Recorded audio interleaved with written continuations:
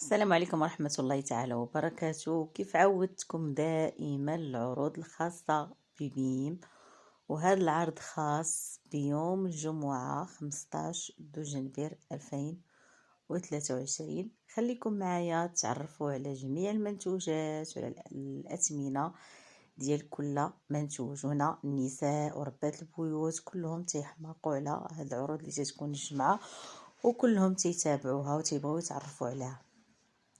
اذا من بين العروض اللي كاين هذا الفرن الكهربائي اللي الثمن ديالو 200 درهم 10 يطرو.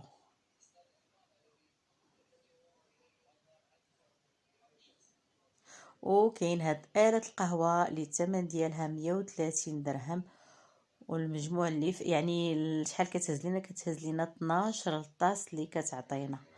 وكاينه هاد الخلاط الكهربائي اللي الثمن ديالو 200 درهم اللي كيهز لينا يطرو اونص.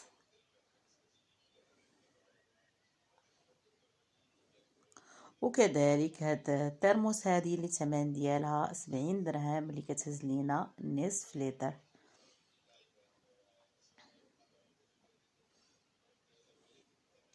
هاد آلة ديال تحضير البانيني اللي الثمن ديالها 100 درهم. انا عندي الكبيره صدقات ليا مزيانه.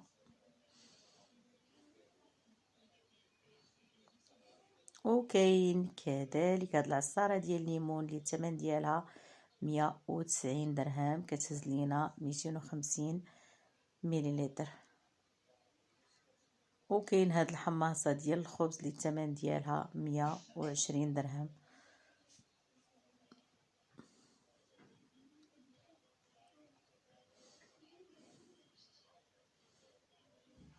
كذلك هاد المسخن الكهربائي اللي الثمن ديالو 120 درهم، كيهز لينا 1.7 لتر، يعني قريبه 2 لتر. وكاين كذلك هاد العصاره ديال القهوه هذه، كانت عندي صراحه في حالها، الثمن ديالها 75 درهم، كتهز 6 ديال ليطاس. وكنت خديت ديال الكرانيت حتى هي من بيب، كانت صدقات ليا مزيانه. كاين كذلك هاد المجموعه ديال 6 كؤوس القهوه، الثمن ديالهم 120 درهم، 6 ديال ليطاس. كاين كذلك هاد الطبق ديال التقديم اللي يعرف نسبه ديال التخفيض، الثمن ديالو 100 درهم، وكان من قبل 120 درهم في جوج ديال الالوان. وكاين كذلك هاد المجموعه ديال 3 علب التحفيظ، الثمن ديالهم 13 درهم، 3 بهم 13 درهم، كل وحده كتهز 350 مليلتر. كاين كذلك هاد العلبه للتحفيظ، الثمن ديالها 13 درهم، بياسه وحده كتهز لينا 1600 مليلتر.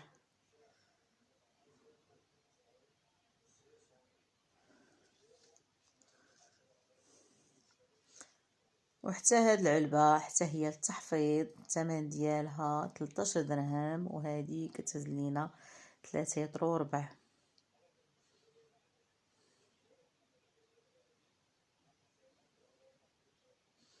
بجوج بهم راه شفتهم محكمين من الجناب، يعني من الارضيه ديالهم محكمه.